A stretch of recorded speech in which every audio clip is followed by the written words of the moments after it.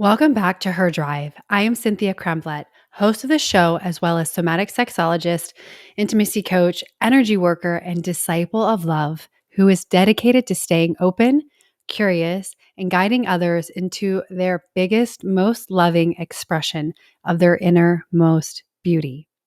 Today, I want to speak directly to the woman whose heart trembles when her man falters, the woman who feels herself spiraling when he expresses fear, failure, and deep vulnerability. This episode is a reflection from my own life and the lives of so many women I've sat with who, when their man is in pain, find themselves unmoored, reactive, failing, or confused. Today, I want to offer a tender and empowering invitation. What if his vulnerability is not a sign of your doom, but a mirror, showing you where your own sense of safety has been outsourced? There have been so many moments during my romantic engagements over time that I remember quite vividly when my partners admitted that they felt lost, broken financially, emotionally, spiritually, and my body went into panic. My thoughts swirled. Can I trust him? Will we survive this? What does this mean about us? What does this mean about him? Can I respect him still? What does this mean about me? Did I choose the wrong partner who can't hold this container, who is not going to create a safe, secure, expansive life for us? But beneath those thoughts and all the body sensations, there was a deeper truth. I was terrified because I had tied my security to my perception of his strength. I was not grounded in me. I hadn't built an internal sanctuary to return to when storms arose. And it wasn't until I began doing my own somatic, emotional, and energetic work that I learned I have been asking these men to hold what only I could truly anchor within myself. And while this episode is not aimed at going deep into feminine archetypes and expressions, I do want to share a sliver of information on how we are disempowering ourselves as women by not going deep into the exploration of our darkest, most feminine aspects. In today's conversation surrounding masculinity and femininity, there is a lot of preaching that a man needs to hold the container and be the strong one.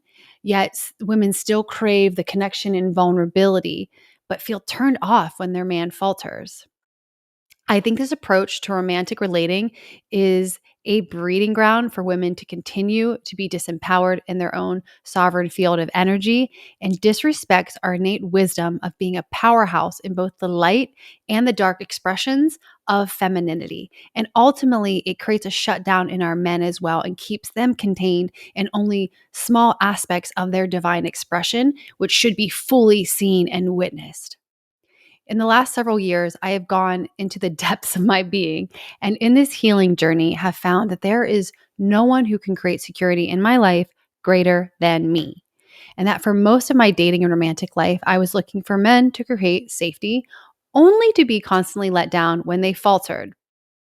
In my experience, this was discounting the dark feminine that resides all around us and has been shut down because ultimately she is the most fearless and misunderstood power source for transformation and growth. And this doesn't just apply to we female embodied beings. The dark feminine also is here to serve transformation alchemy for the masculine as well. So, if you have the capacity, I recommend starting to lean into concepts around what the dark feminine goddesses actually represent. I have been working with Kali, Hecate, and serpent energy for a while and have discovered that the parts of me that I have actually been hiding away or only bringing out for special uses are the most helpful for healing, transformation, authenticity, and being empowered, even when those around me are completely destabilized.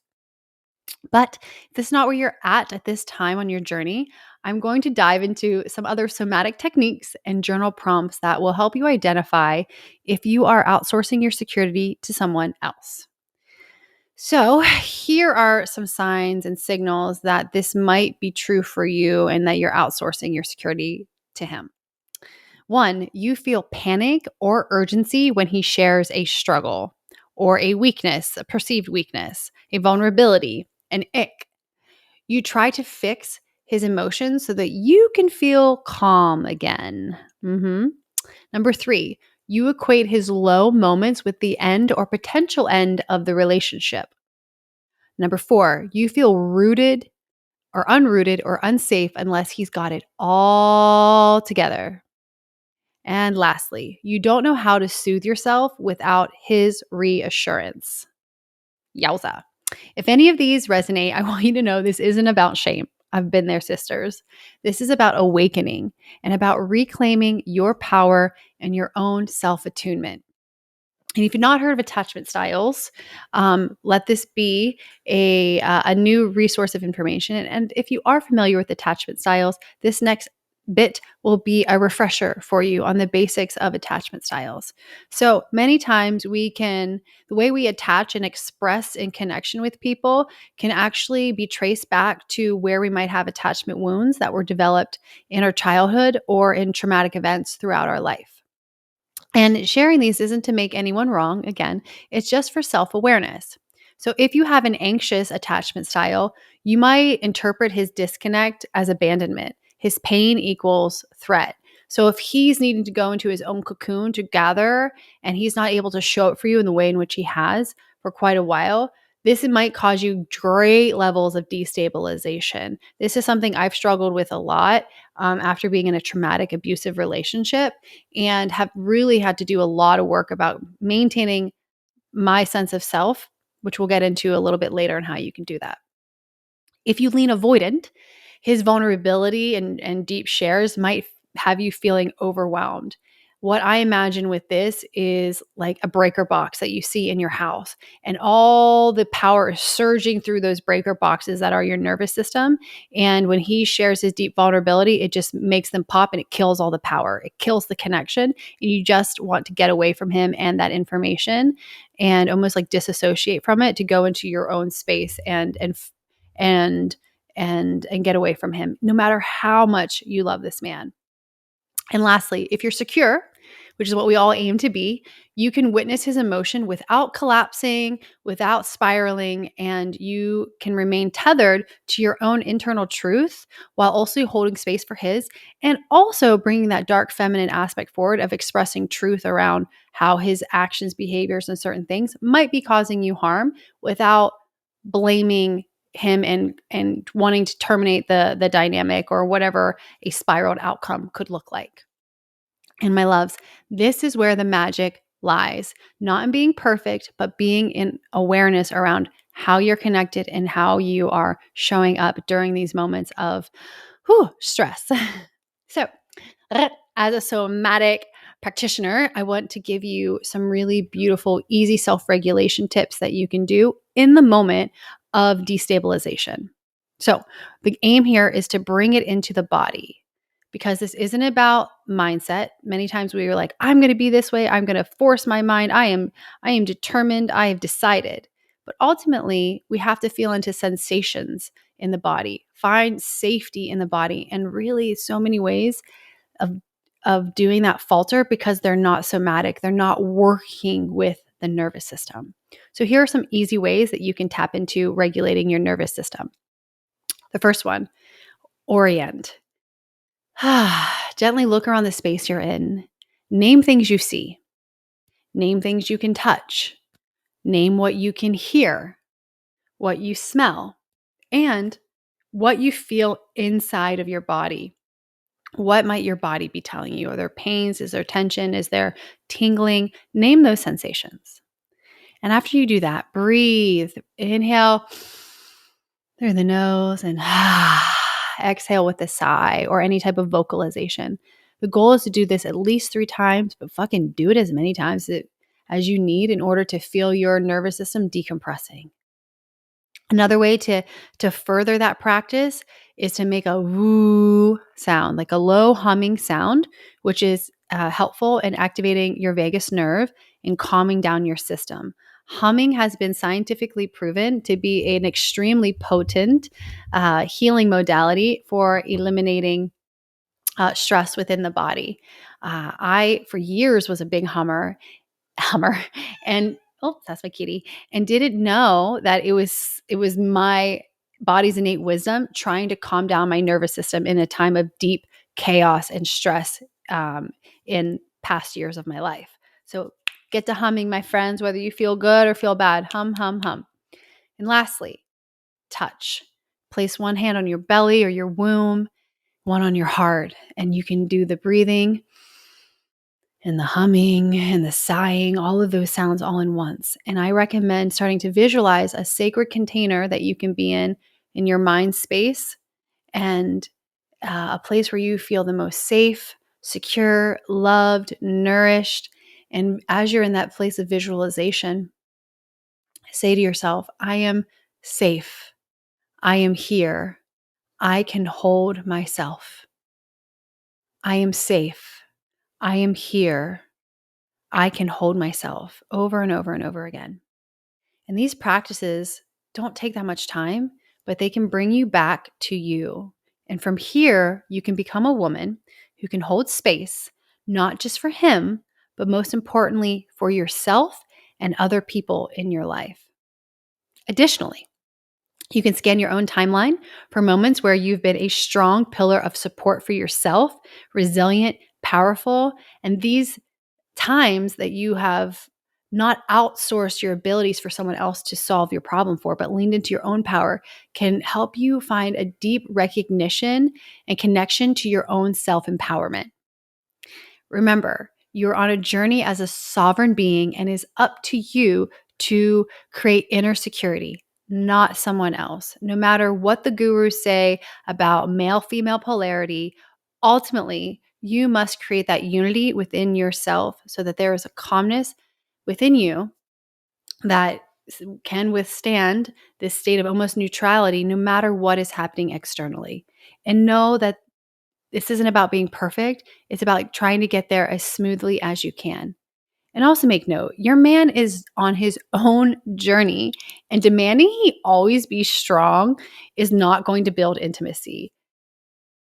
Imagine a man coming to you and demanding that you always be soft, always be feminine, always be serving.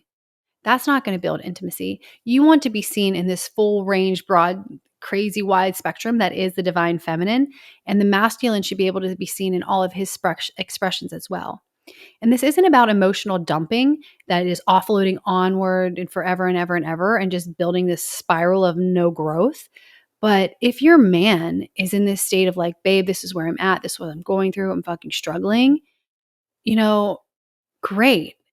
And he is willing to take action steps or to look for action steps and then take them to move forward, then that is showing you that he can move out of that swirl. And if a man is just staying in that swirl and never growing, and I think that's the fear that women have, he's never going to get out of this, which could be true, or it might take him a long time. You then have your own sovereign, powerful connection to truth and what you need. And you can make the choices whether you stay within that dynamic or how you engage with it, or if you choose to completely disconnect from the frequency and space that that man is in. And this is all about self-empowerment. Some modalities I have used, and many that I now use in my coaching practice to purge blocks and regulate the nervous system of my clients and myself, so that we can handle the flows of life without crazy levels of anxiety disrupting us, include Kundalini yoga, breath work, brain spotting, dance, a whole lot of dance and just moving energy, so many different types of somatic practices, purge emotional writing, journaling, energy healing practices, and hiring practitioners such as those specializing in spinal energetics and acupuncture. If you're looking for more support in a robust way, you can reach out to me and we can discuss coaching. Or if you're looking for some other types of practitioners, I will happily recommend the people that have been great, great, great support systems and continue to support me in my own journey. So now let's talk about attunement. First, attuning to yourself. And what this means is becoming into a state of awareness and presence of what's going on in your body, in your energetic space, in your mental space, and finding just an expanded observational viewpoint of what's going on. So I recommend doing this in the morning or in any moment of upset, or just as you're going through life. Even if you're in a happy moment, you can practice these set of questions, and it'll just make you a expert in yourself and what's going on with you. So when moments of stress arise, you can easily slip into the practices and start to create that expanded viewpoint and calm your nervous system. So the first is, what am I feeling right now? And by feeling, I don't mean intellectualizing the feeling. I mean, what is the emotion that is present within my body right now? And how does that show up in my body? Do I have tightness? Do I want to cry? Do I want to dance? Do I have this pain somewhere in my body, a constriction, something like that? Or if it's happy, like I feel exuberant, I feel elated, I feel expansive, I feel like flutters in my heart, I feel tickles of anticipation. And then you can start to ask, if it's a negative emotion or a positive one, what part of me feels this way? And what does this part of me need? And by asking yourself these questions, you get answers and you really become a master of your own self understanding. And from this place, you can then attune to your partner. I recommend attuning to your partner by, if you're in each other's presence, making eye contact, breathing together some rounds. And you can ask, would you like me to listen, offer some ideas, or just hold space for you, babe? He'll give you his answer, and then you can show up based on what his response is. And then at the end, you can reflect back. I see you. I love you. I believe in your strength, and I am here for you, babe. And this is not about fixing. It's really about presence, like letting him feel seen and safe, even in his shadows. And that is what the divine feminine does best, is like going into the depths of the womb, that dark feminine energy, and not shying away. And our men don't need us to rescue them. They need to be seen in their becoming, their unfolding, their expansion, and being cheerleaded without being a martyr. And here are some ways to support him without projecting. You can mirror his past resilience and victories back. For instance, I remember when you faced blah, blah, blah and moved through it. And that was so blank, blank, blank inspirational or sexy to me. And this is why. You can also say, what support would you like for today? Stay rooted. Speak from your own center, your own heart, and say, I trust your process, babe, and I'm anchoring in mine. You've got you, and I've got me. You can avoid overanalyzing his emotional state, trying to bring him back to who he was for your comfort, because you are comforting yourself, and utilizing your support system to find your own pillar of strength and security and anchored in to security. And don't make it about your fear. This is how we show love, my loves, without codependence. So, beautiful soul, next time he falters, remember, his pain is not a portal to your panic.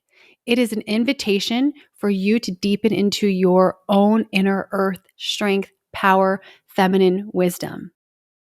Let him fail and rise as you rise too, in self-trust, in embodied safety, in sacred sovereignty.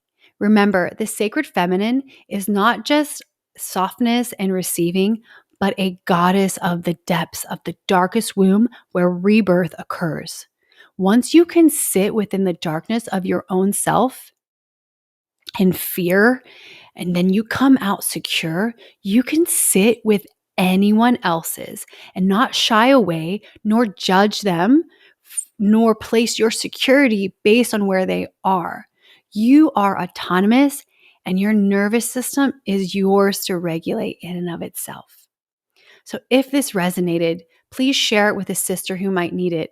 And if you're ready to anchor deeper into your own inner safety, I invite you to explore my coaching offerings and any other modality out there that speaks to you. As always, I thank you for being here, and I encourage you to leave a review so that others can find this episode and the other amazing women that come on the Her Drive podcast. Thank you so much for being here, for choosing the path of the powerful heart-led love that you are. Until next time, stay soft and sovereign, my loves.